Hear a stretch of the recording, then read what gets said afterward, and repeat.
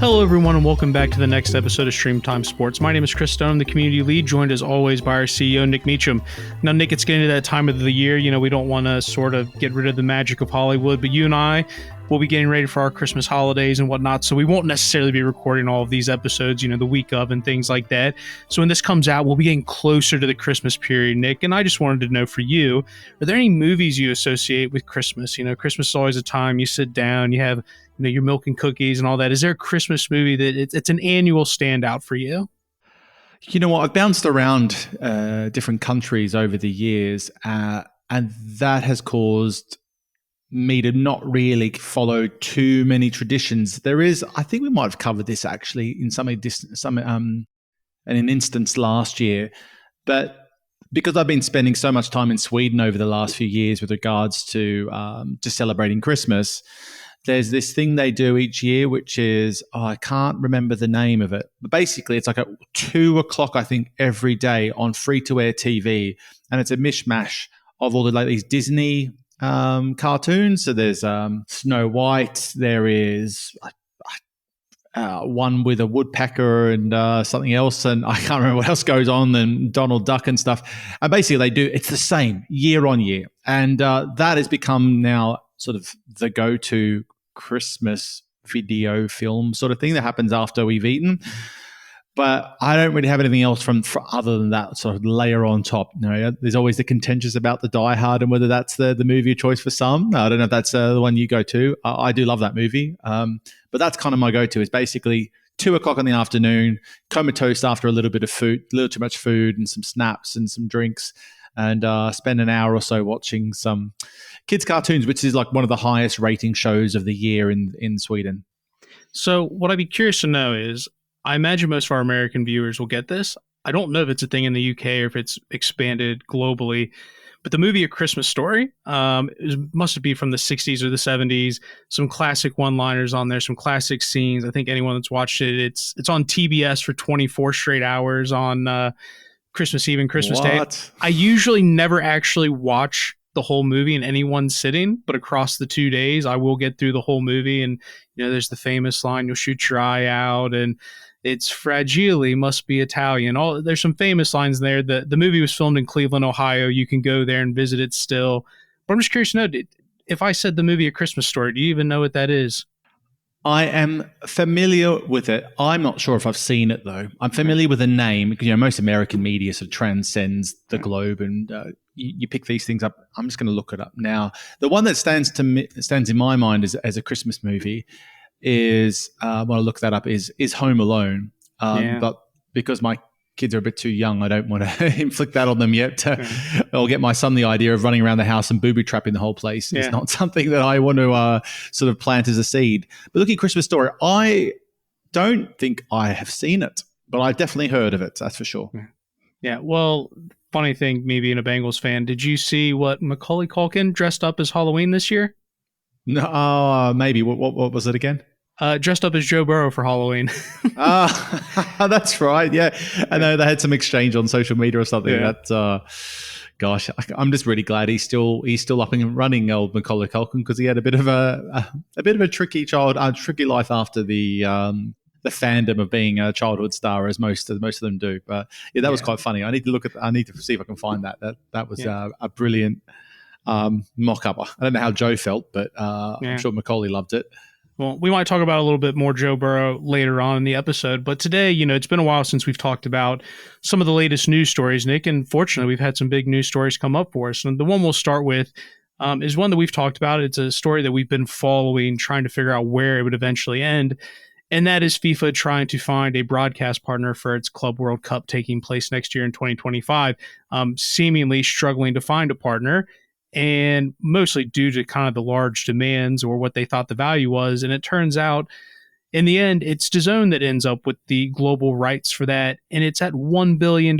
So it did hit the B, you know, but Nick, it feels like there's a lot of context underneath that $1 billion price tag that they're paying. I would really like to be in the room and know the details of that actual deal and how it got to be, because it just feels like that number was probably the number one requirement given to them by FIFA. And then it was just a matter of working out what FIFA had to give DAZN to get to that number. So I really think that we've talked on and off about the Club World Cup, and as most of the industry has, about the idea and the notion that these rights were going to generate billions of dollars, which was the message coming out of FIFA headquarters at the time when the idea was launched. Most, including me on this pod, has been very vocal at saying that's not going to be doable at the level that was initially talked about. At $1 billion, it's still a huge number for a launch event. My point I posted on social media a little while ago is, has any event that people can think of hit the ground running from event one or day one with such a big price tag and being a success and continue to be successful? And if you mentioned the IPL in India is probably one of those examples, but it's exploded since then. The relative revenues were only a fraction of this sort of deal. But ultimately, when I saw this deal, it took me a bit by surprise, because I never thought we'd get there. But then I reflected on, like, well, what are the sort of the steps to get to that position of it happening, and why has FIFA also decided they want to have a global partnership deal? Because I think that was the approach in the beginning. You heard Apple being rumored to be a potential partner. Really, that's probably been actually a legitimate global partner. No one else has really been up on the in the rumor mill as someone who's willing to take a global deal like this. There's been speculation maybe Netflix would, but DAZN and Reflection is probably the most logical partner for a variety of reasons, which we can get into. Yeah, so let's maybe perhaps start from the DAZN side of things, and in particular what this means for them. Obviously, we know that they have a market-by-market strategy. Some markets, they've had more success at acquiring Tier 1 rights. Some markets, like the UK where they're based, or the US obviously being a massive market, they've yet to really be able to lock down a true Tier 1, whereas, in Germany and Italy and Spain, they've managed to get, the top domestic football leagues. So for DAZN, what does a move like this mean for them in terms of just trying to build out their overall global strategy? Right. So, I'm looking at this to try to work out why DAZN would take this deal and make such a commitment.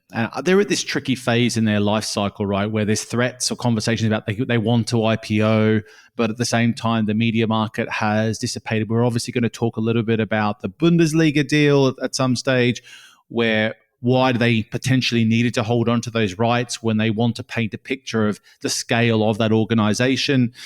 You look at DAZN and actually think about the complexity of their rights framework that they have. In some markets, like France and Italy and Germany, they've got the top football property in those markets, a huge asset to have. In other markets, they don't have anything. In the UK, their headquarters and their base, they've only really got pay-per-view and some lower tier sports rights to the global deals to lean on to build an audience there. I think DAZN's still relatively unknown in a lot of countries where they don't and have not yet had those major rights in their arsenal. So this gives them an opportunity. This really gives them an opportunity to make sure at some point across the globe, football fans will get a chance to engage with the DAZN platform. Now, they're going to make the Club World Cup free to watch on the platform. So they're going to be relying upon a bit like, I would say, for two things. A bit like what Netflix did with the Paul and Tyson fight, where they made that free to watch as well. The hope is that getting people onto the platform as a marketing initiative will still lead to potential subscribers. It's definitely going to help awareness, and they will also be able to generate monetization through advertising and broadcast sponsorships, right? So that's I think this is a really important opportunity for them. I'm not saying it's the right move. I'm not saying it's the wrong move, but it's an important opportunity they have to maximize. They have to maximize the possibility this Club World Cup can give them a really solid platform to create true mass awareness of the platform. I still think that's going to be really crucial if they want to continue to grow at the scale they want. It's going to be interesting to see if they can really bring advertising to life using through football, which is quite tricky because of the stuff we talked about even as recently as last week, Chris, with regards to advertising and its place in football.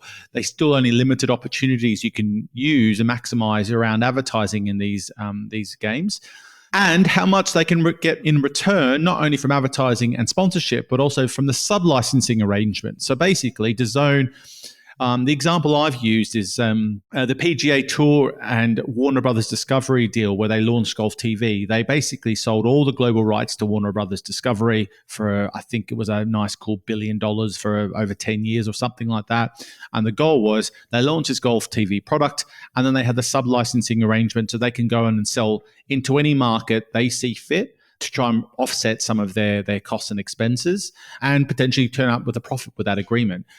And so DAZN potentially has the capability of doing something similar. So they'll be able to try and get some returns through advertising and online sponsorship and go into markets, particularly on various free-to-air, anyone who just doesn't compete directly with DAZN, and try and sell sub-license deals to those platforms, which should generate a good chunk of money. I don't know how much it's going to bring in return. Is it going to be 20%? Is it going to be 30%? Is it going to be more?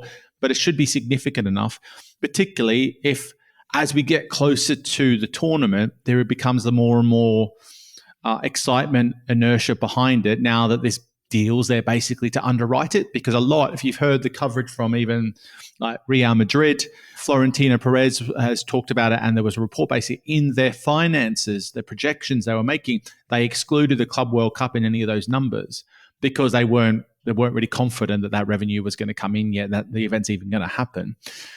So this deal will basically solidify, will guarantee that this event's going to be delivered, that the commitment Infantino is given to all the major clubs, which was significant, is going to be there. So it's worth their while now to compete and play and participate in this tournament.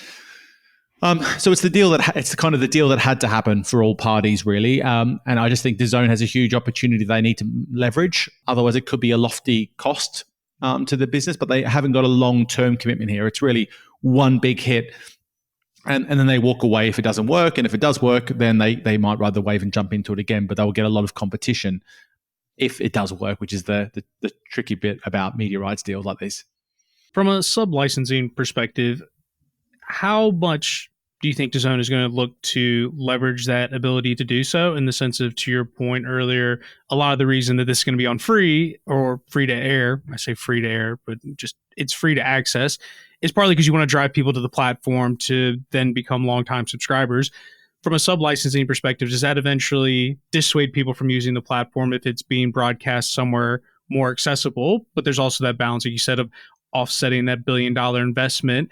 And then I get it from a broadcaster side why you'd want it, because, if you're thinking about a linear schedule, you've got to fill it out and have programs all the time. I could see where you'd want to be involved. But in your eyes, how do you think about that balance in terms of setting up the sub-licensing? Because it is very clearly put as a asterisk in the contract that DAZN is going to have the ability to do so. But how do you balance out your other desires and needs to drive people to your platform with just making sure you simply don't make it at a loss?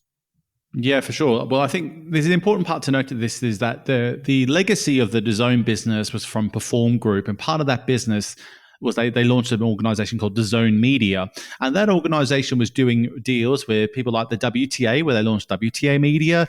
There's a couple others that I can't remember off the top of my head, and they basically act as the media rights agency on their behalf, doing mass deals in mass markets on their various rights owner relationships that they had in place. So they have had that capability for some time to do these types of deals. It's not like they're going to work it out from scratch. They have the capability, they have the capacity.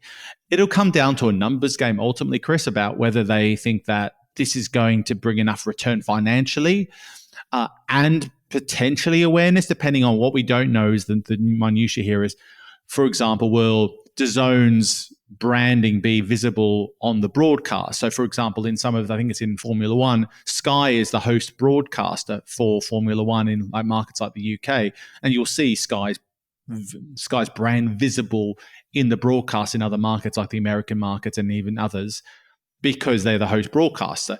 I haven't heard if DAZN's going to have that responsibility or they're just going to act as the platform. My guess is they'll just be the platform, and FIFA will take responsibility of securing a host broadcast partner for it. So my point there is there any brand visibility just to make it worthwhile having some matches available free to air? I think there definitely would be. They can have all the bulk of them. They can have 90% of the games on DAZN, but if they were to sell 10% at a nominal fee to a free to air provider for exposure and a small rights fee, it probably wouldn't have much impact on the net benefit of having the Club World Cup on the platform itself. So that's it. It's just going to be a numbers game for them. I think they will. There's probably a bit of a commitment that they have made.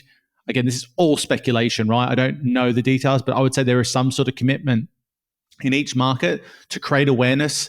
And we know FIFA love to talk about big numbers. They're going to, we've reached 55 billion people was probably some number you're going to hear at the end. I remember that was was it the Qatar World Cup where they talked about the fact they'd basically reached every single person or more people than existed in the world.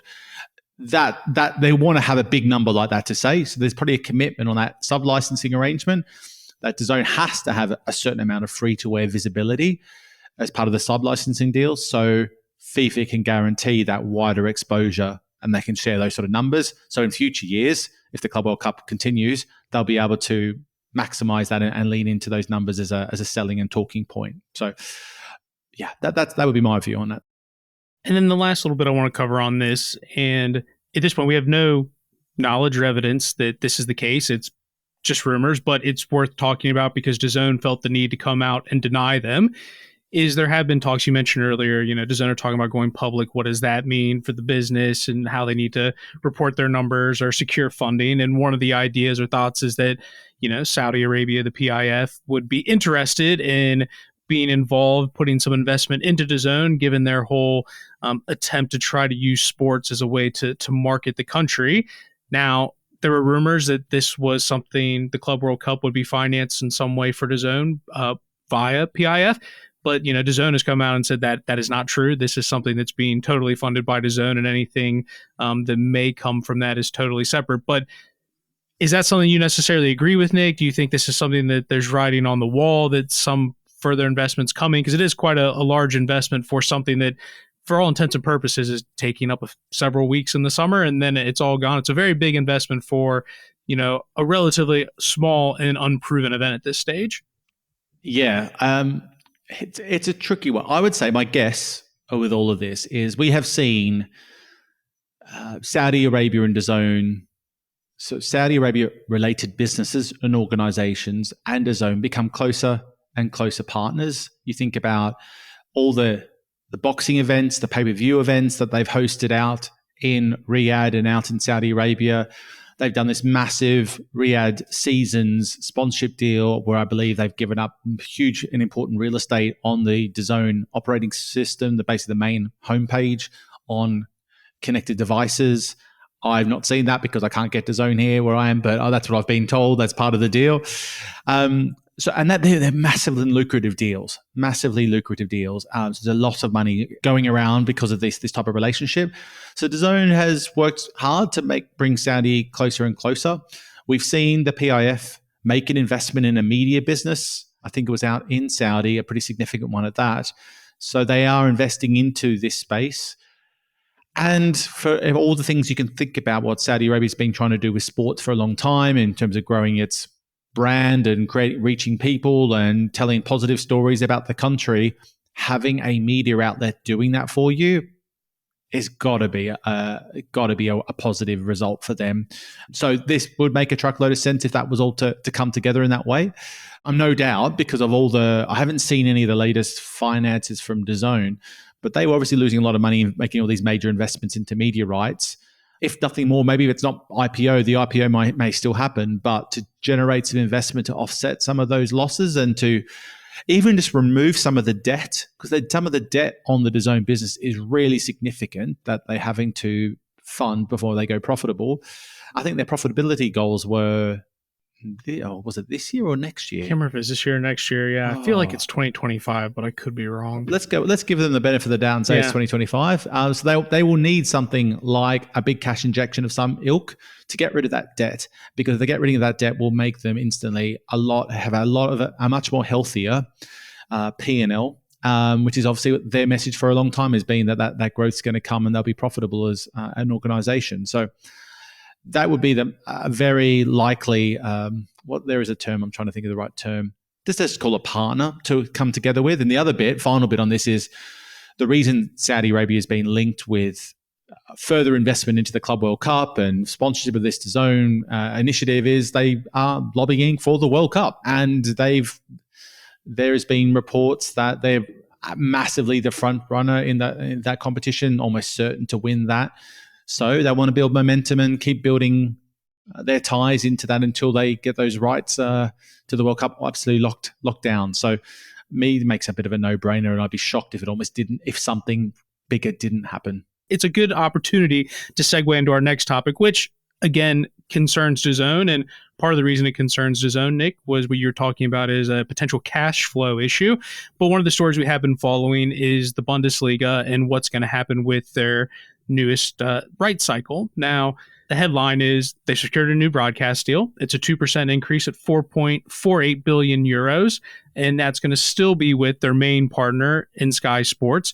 But DAZN has come in and won a selection of those rights. They've got their own sort of red zone type of package that DAZN is going to be able to exclusively air. They're also going to have access to all of the Sunday games, whereas Sky will have the Friday and Saturday games.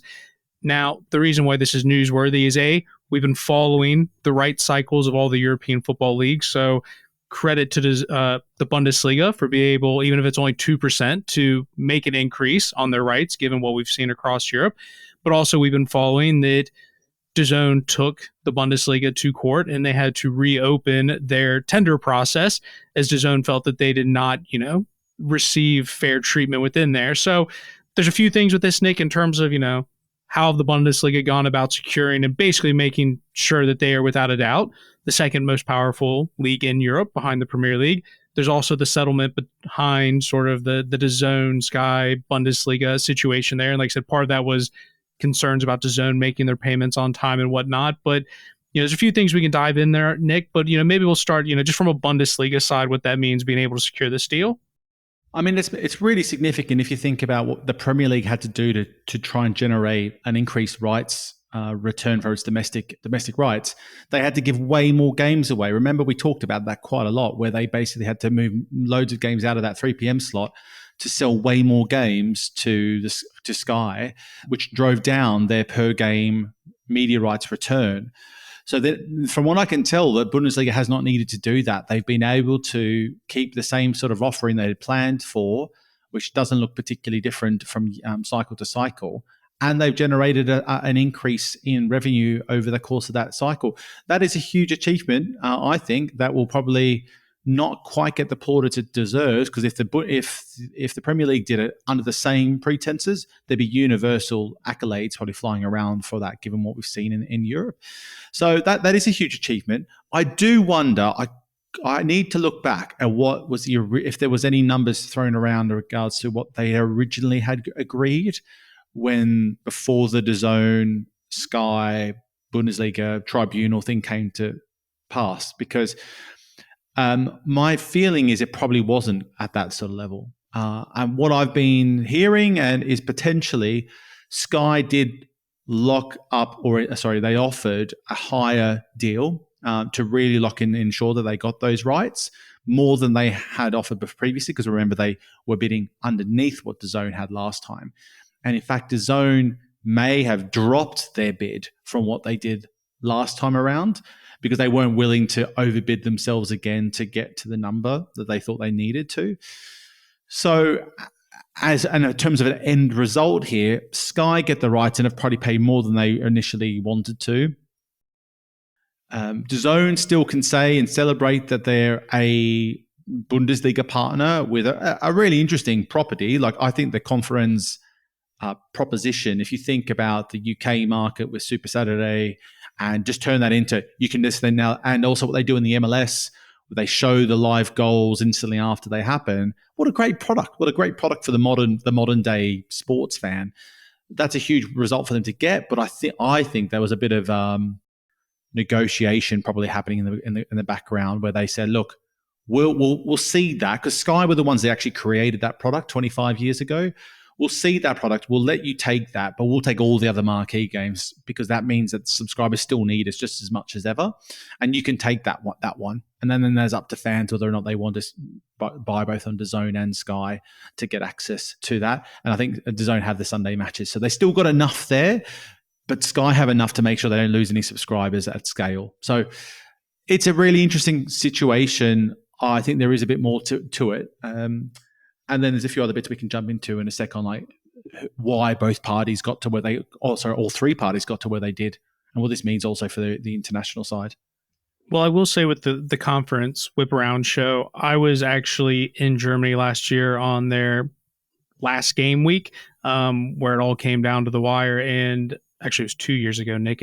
Time flies. And that was the year where it came down to the final day between Bayern Munich and Dortmund.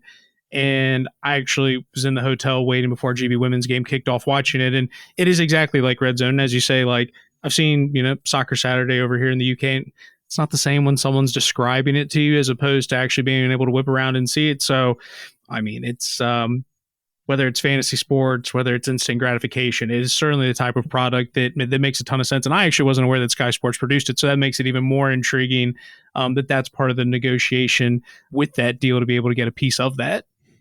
So I'm not sure if they actually produced it. They created the idea initially. I'm guessing here, but because Bundesliga has taken so much control of what they do internally with like the production, maybe Bundesliga actually do this. The way I read the articles published on our website and others is that maybe Bundesliga are actually producing that in consult with them. But that is I'm not sure. So it'd be difficult. I was trying to think of another example of this. So in the UK, there's Match of the Day, that type of thing. If someone else was to pick up Match of the Day, I think it would look different. So I'm not sure if that's how different a product is going to be. If they just sold the rights and then DAZN have to make their own version of it. It didn't feel like that from the terms that I saw. It sounds like they bought the show, they bought the rights. Maybe there might be some Sky staff that might change or be different, but yeah, they seem to be connected with the production Bundesliga from what I could tell anyway. Yeah. So moving over to the broadcaster side, unless you've got something else you want to jump into there, Nick. No, let's do it. I do want to just talk a bit more about, there's there's 3 or 4 other things that I've written a post about on LinkedIn, and I think they're quite important off the back of this. And that's really, okay, we've talked about the increase of the scale of the deal. I still, we have to look again at like what has gone on in Ligue 1. If the UK is able to, and the English Premier League is able to hold its rights levels, okay, they found a way. Bundesliga has rights have increased, although marginally. I know we can keep looking back at that Media Pro disaster several years ago now. Perhaps even what Plus and Canal's done in terms of not really being committed to it. But there's something deeper going on there. Why on earth is Ligue 1 struggling so much compared to the others? It's taken such a big hit.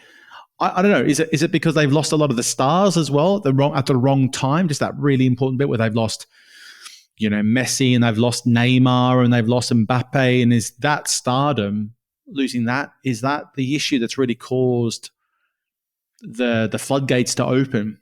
Why are they struggling more than anyone else in the market? Has to be questioned. I know we'll have to wait to see what happens with La Liga.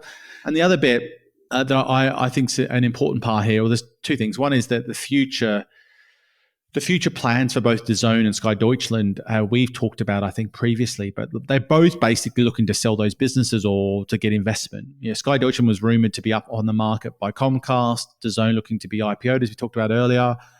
Does an asset like this, is it so important to the business that by losing it, they'll lose subscribers, they'll lose an asset, they'll lose a lot of things. Would that bring down the basic value, even if it's a bit of a loss leader for them? That's something. And the same with Sky Deutschland, because if Comcast does want to move that business on, then they're going to want to have all their assets in place and keep those low churn rates, that really solid audience that they do have. And the final bit is what's going to happen internationally now for Bundesliga. It's a pretty big revelation they've been able to secure those revenues.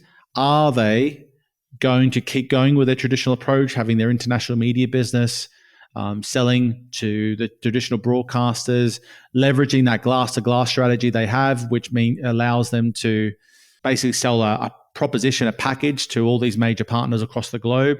Or will they do something more significant, maybe work with one major global partner and do something a bit different again to solidify their position internationally? I'm hearing a bit of the latter from what I've heard, so which I can't say much more, but I think you're going to see some Bundesliga make quite an interesting move in this market pretty soon on the international front that will catch a lot of attention pretty much internationally from all major sports properties. So stay tuned for that.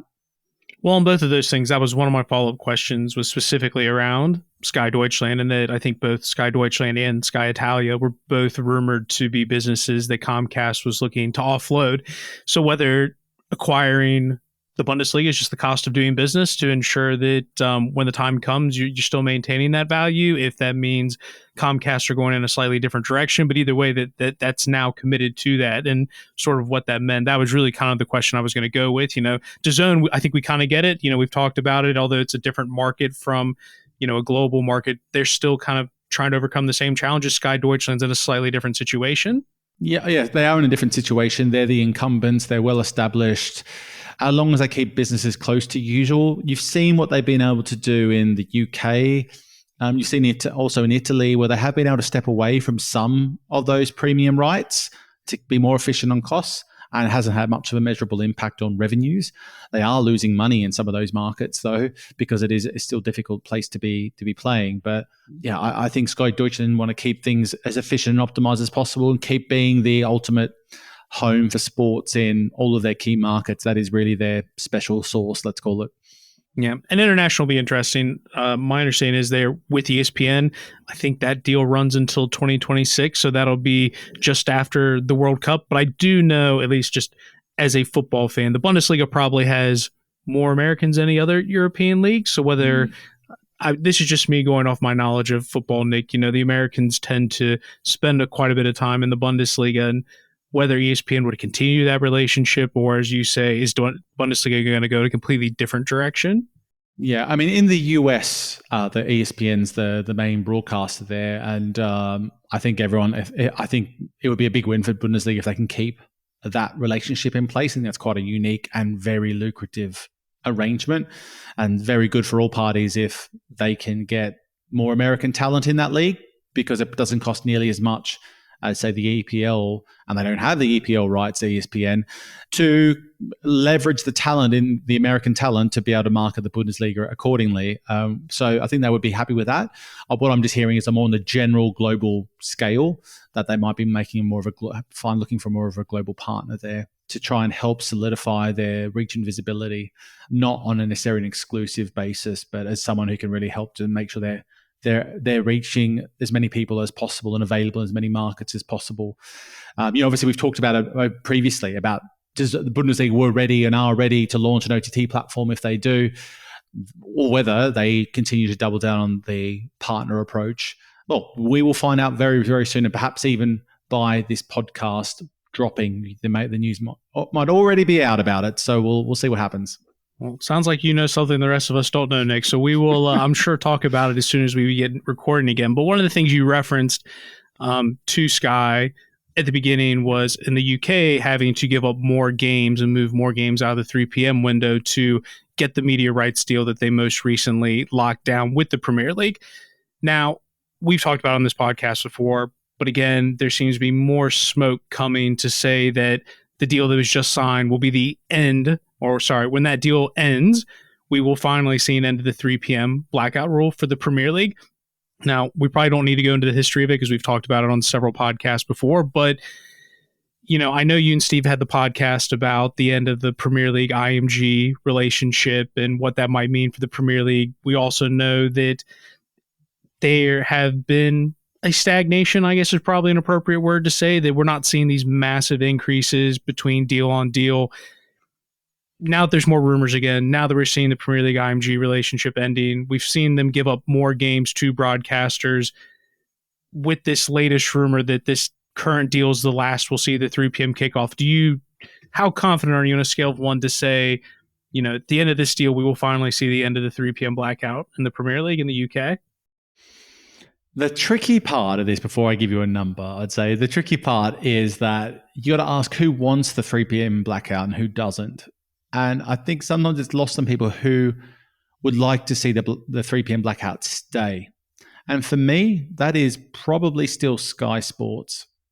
They've got the lion's share of rights. They've got probably a sufficient market share. They will not be worried. They will not see getting more games on their portfolio being accretive and adding more subscribers at scale to offset the costs of those rights. So they're probably happy sitting on a critical mass of media rights. They have been, and letting that get to work and do what they do. If the 3 p.m. blackout does completely disappear, it's obviously great for fans. It will massively hit piracy as well. It's got to be good for the Premier League, because I don't think, at least for the Premier League itself, there's going to be any concerns that they're not going to still have full stadiums. They're charging an arm and a leg for people to go in there. And prices keep going up. So you don't keep putting prices up if you're worried about not filling a stadium up appropriately.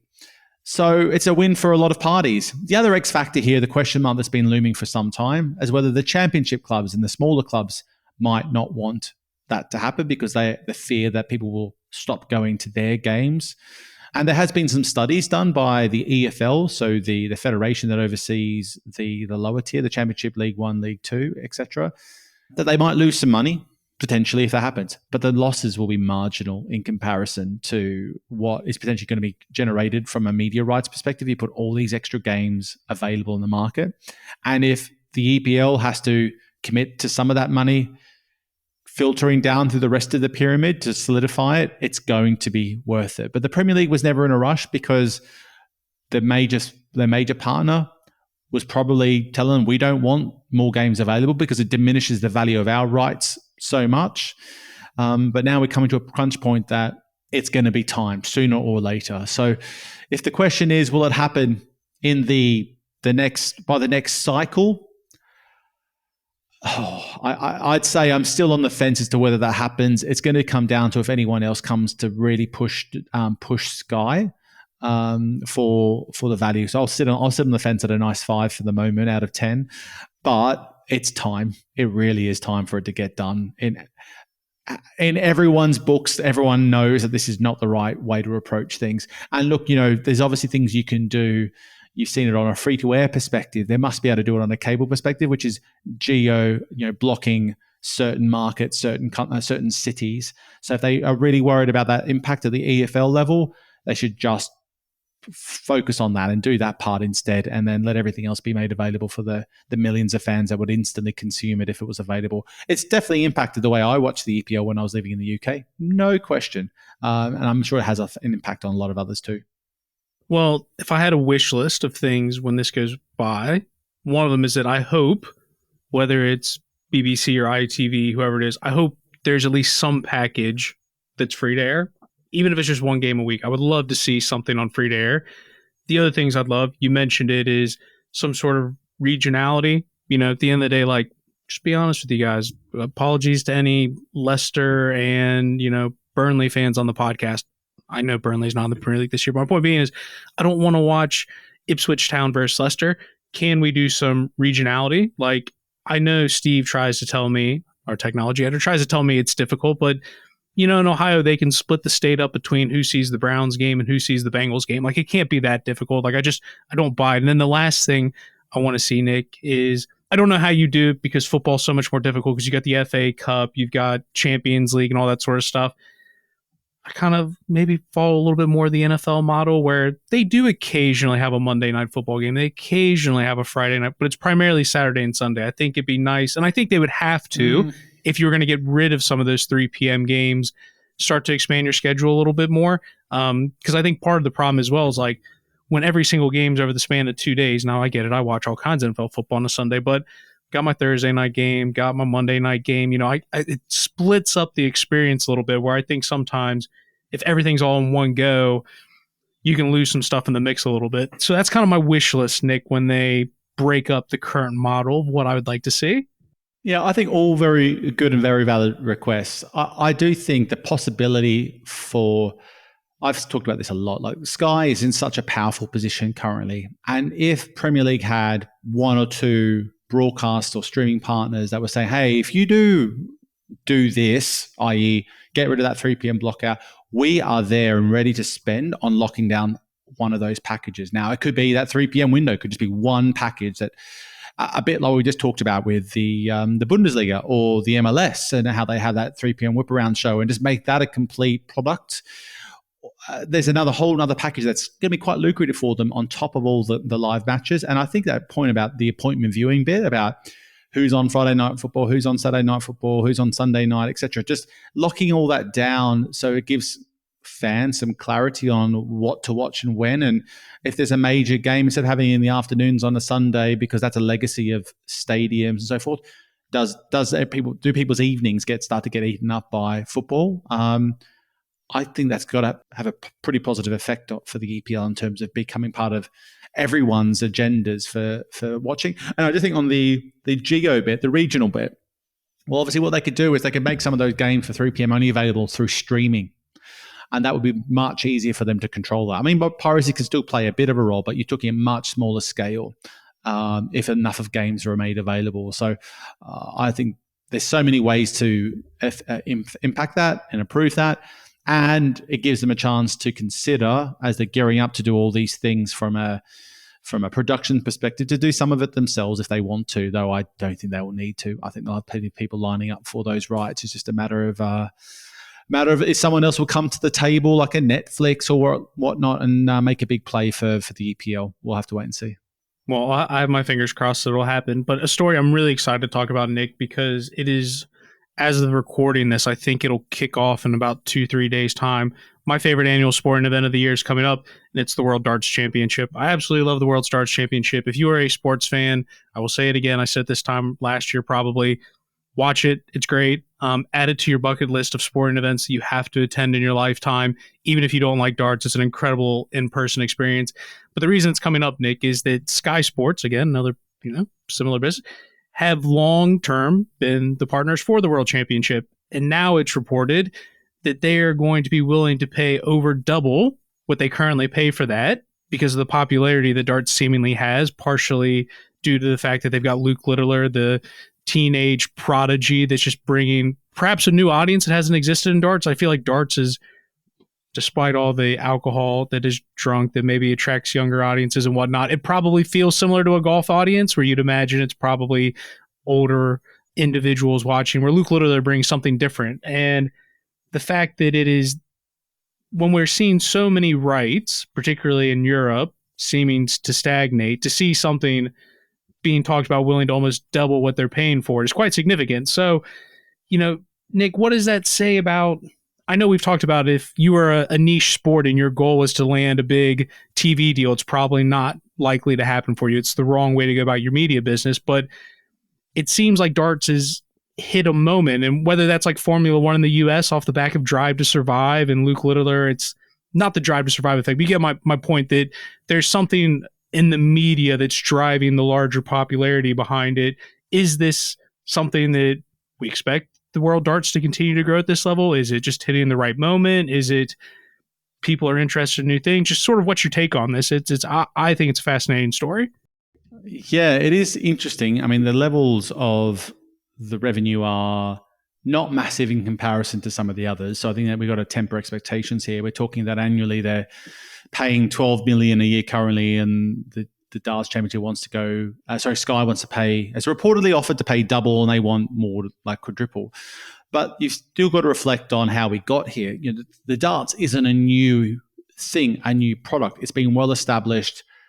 I mean, the organization, the World Championship, started in 1994.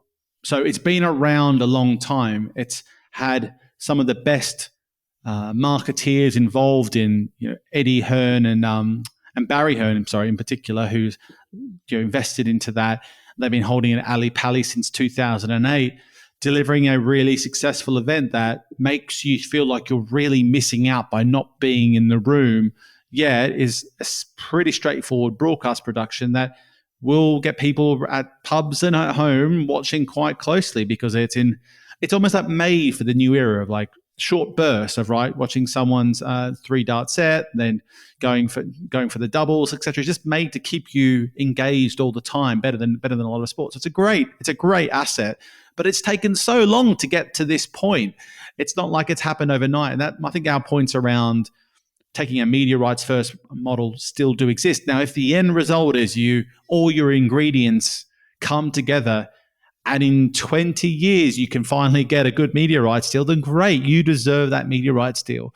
But you can't base it on any other organization looking to come in and build and launch a platform, think that that's a good model to build from scratch on, expecting that media rights check to be paid up at the scale that many hope for.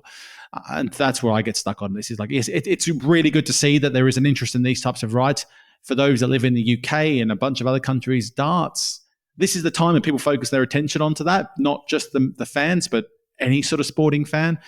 But it is still relatively marginal in comparison to the billions we're talking about for some of the other leagues as well. But good to see. Definitely good to see. And how much of it do you think is attributable to Luke Littler as opposed to the darts just, hit a popular moment and it's taken off? I mean, I don't remember if he ended up winning BBC Sports Person of the Year or someone else did, but I'm trying to figure out how much you want to attribute to a single individual versus like it's just a part of a larger movement. And I got no data to prove that, Nick. It is just me thinking that it's just interesting to watch a kid that's 17, 18 years old that goes to school, plays darts, and then immediately goes home and orders like 2 kebabs for takeout and then plays FIFA and then like doesn't even realize he's one of the best in the world. It's just a very funny story. Not funny, but it is very fun. Humbling that some 17-year-old is just out there doing whatever, just superstar. Yeah, I mean, if you haven't heard of Luke Littler, we have a lot of listeners from outside key darts markets, let's call them that. Go check it out. Yeah, he's 17 years old. He sort of took the UK really by storm last year when he came to prominence. Was it last year when he came to prominence with his performance at the championships? And since then, he's been competing at a pretty good level consistently. It wasn't just a flash in the pan.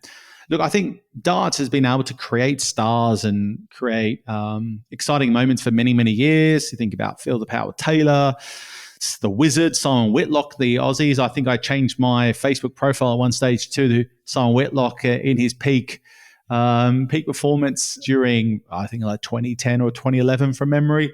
And I've never watched darts at all, but I watched it for those moments.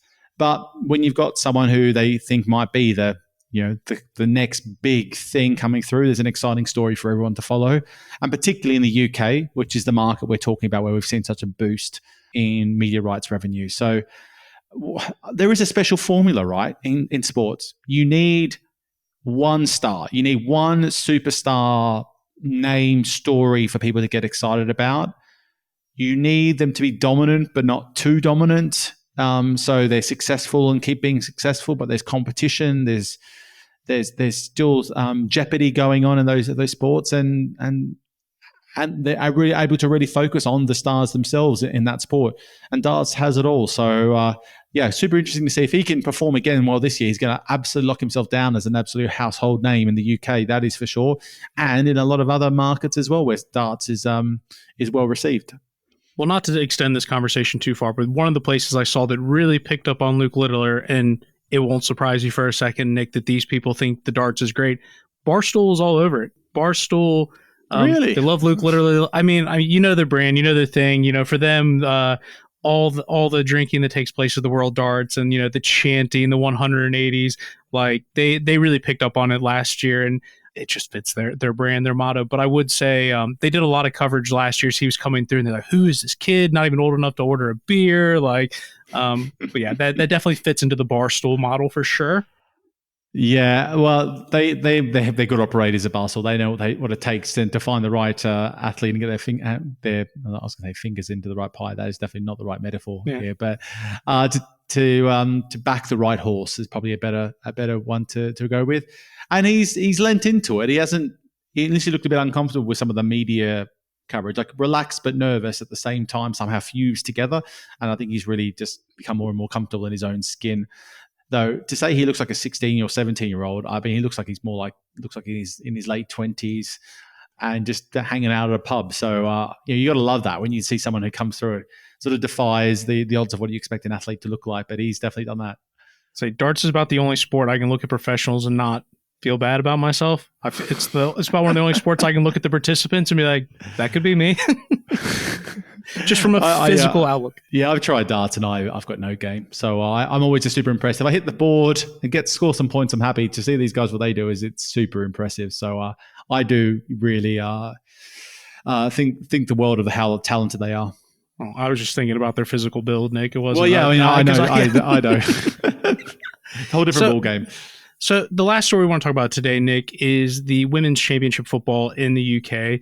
And basically kind of following up a little bit on what the Women's Super League did. So this would be the league just underneath there.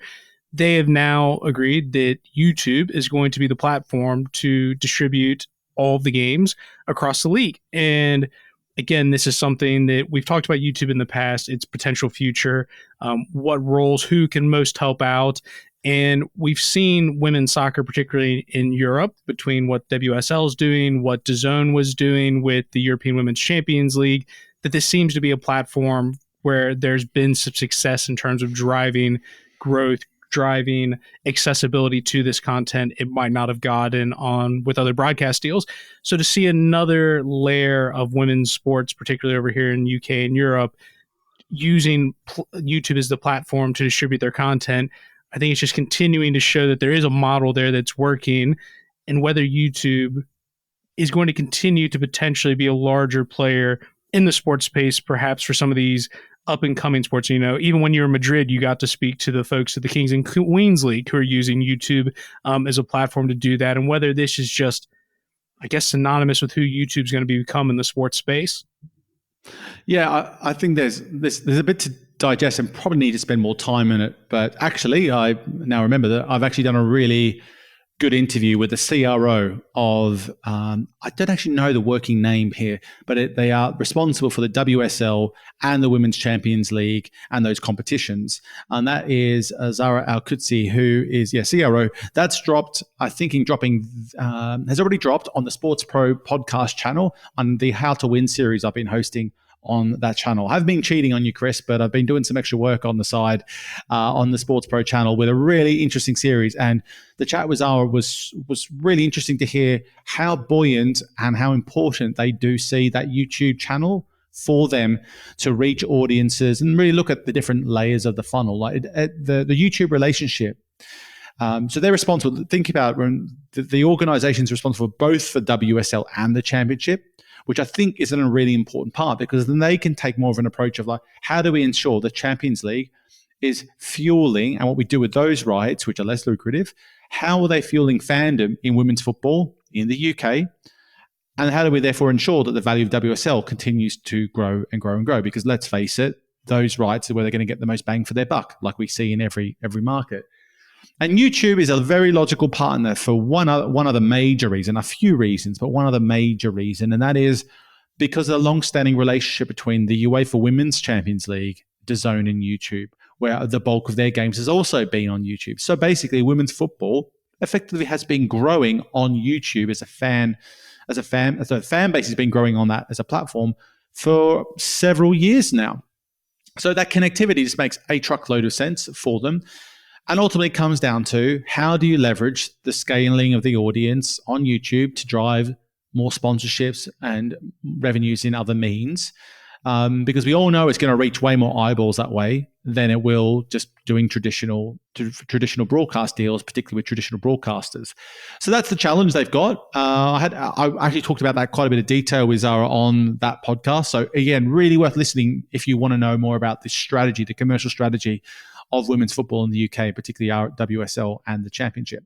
At this moment, this will obviously be a large undergoing from a production perspective. You know, all of a sudden, every single game is going to be broadcast via YouTube. Now, who's necessarily going to do that? Now, one of the things that's unconfirmed is that they're going to tender a live game production as to who's going to take over that responsibility. So for me, Nick, how do you anticipate that will go? Who do you think potentially or maybe front runners for that? What sort of relationship does that look like? Is it fairly standard? I know IMG and Premier League just ended their relationship. Is it going to be something pretty stock and standard like that? You know, what do you anticipate? Because this isn't similar to the MLS when they decided to take ownership of the media front. You know, they have decided to do it all in-house, but there are a couple different ways, but it seems like they're going to be going externally for this. Yeah, I mean, there's a big army of people at IMG Productions and Premier League Productions that'll be looking for opportunities, and this would be a natural, logical fit for them to reset themselves and plug that gap for the WSL. So I'd be shocked if they couldn't work out a deal that transfer that. There's a risk that they couldn't. Depends on what IMG's goals are now, whether they just say, look, we're going to step away from that type of opportunity. But it just makes too much sense that the IMG and WSL come together and work out some sort of initiative there. So yeah, we'll have to wait and see. But then that flexibility that they need to have that production house if they want to do things like broadcast on YouTube and or other streaming platforms that don't have their own broadcasting resources internally. So it is really a no-brainer that they do that. So the other bit that I wanted to mention was regards to the deal that WSL has placed. So they have recently secured quite a solid set of deals between the BBC and Sky Sports. And that does also include Championship potentially being broadcast on Sky TV. But what is interesting, it's a minor thing, but I think it's an important one, is that if Sky decide to pick up a Championship match, it won't preclude them from still broadcasting on YouTube. That'll just be Sky saying, hey, we think this will add value to our programming, but it'll still be valuable on YouTube. So really the WSL and the Women's Professional Game organization that they've got set up there is really leaning into YouTube, the fandom of the younger audiences that it brings, the scale that it brings, and focusing therefore on driving monetization through broadcast, through sponsorship deals with partners as a result of that. And yeah, the stuff that Sarah talks about with regards to having that, I see how quickly that a conversation has evolved from like being almost like a CSR sell to like just brands really understanding that this is a place for them to market themselves, is giving them a lot of buoyancy that this is the right approach versus leaning on just a pure, say, free-to-air approach. So they're still going to be available on BBC and still available on Sky, the two main sports broadcasters, but this YouTube layer is a really important one. Absolutely. Well, everyone, I appreciate you taking the time to join us for this podcast, whether you listen to it when it comes out, whether you listen to it as you're catching up over your holiday period, maybe doing some late Christmas shopping for any gifts you might have forgotten for loved ones. We do appreciate you listening. If it is over the holiday season, we hope you enjoy your holidays. Thanks, everyone. Now, before you go, if you liked what you heard today, be sure to rate and review and just let me know what you think on social. You can find me on most social platforms as SportsPro Nick. And please do spread the word of the podcast. There's no better way of marketing than word of mouth, whether that be in person or on social media. And if you don't like what you've heard, or you think we should be doing more or less of something, then reach out and let me know, as I'd love to hear from you. Thanks, Streamtimers. Until next time.